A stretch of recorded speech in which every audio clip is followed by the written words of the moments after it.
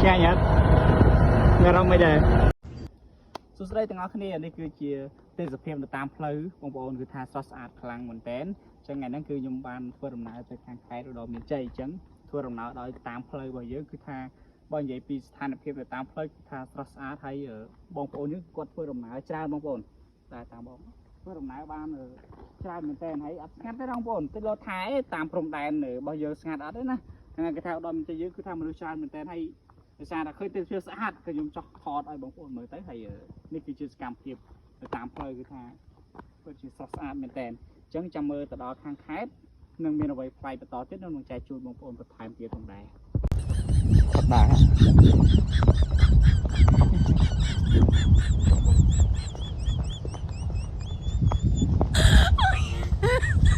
ស្តាយអ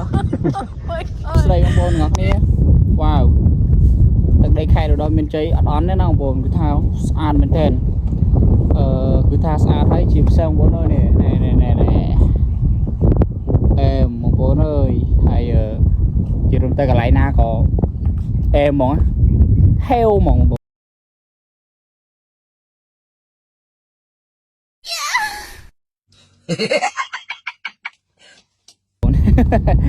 ណែបងប្អូនអើយនេះអានេះមកតែពីអ្នកបងប្អូនប្រុសទេហ្នឹងហើយដោយសារតែយើងមកមានការដែរអញ្ចឹងឆ្លៀតថតវីដេអូចែកជូនបងប្អូនយើងមើលទៅដោយសារតែអ្នកខ្លះក៏បានមកអញ្ចឹងណាបងប្អូននេះអ្នកគ្នាបន្ទាប់ពីឥ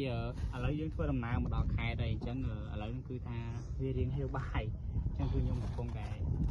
រៀបចំញ៉ាំបាយអញ្ចឹងបងប្អូនញ៉ាំបាយមួយខ្ញុំទាំងអស់គ្នាផងដែរអញ្ចឹងដោយសារតែយើងធ្វើដំណើរមកយើងឆ្ងាយបងប្អូនប៉ុន្តែឥឡូវគឺថាមកដល់ខាងខេត្តហើយអញ្ចឹងក៏រកញ៉ាំបាយណាហ្នឹងហើយ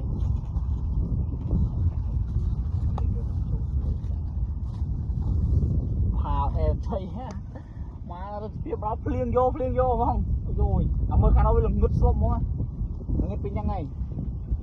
ចាំហើយអេតមានធ្វើដំណើរមកផ្លូវឆ្ងាយផងឥឡូវចាប់ដោយនេះ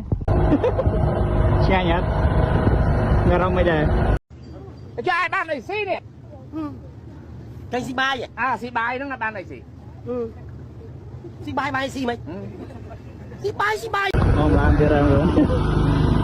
គុណទៅយកតែថាតែយើងអត់ប្រើនេះស្គាល់យើងប្រើតែដាក់ពូតតាមទៅឆាប់បាទអានេះហៅក្រែមអីគេបងក្រែមអីគេ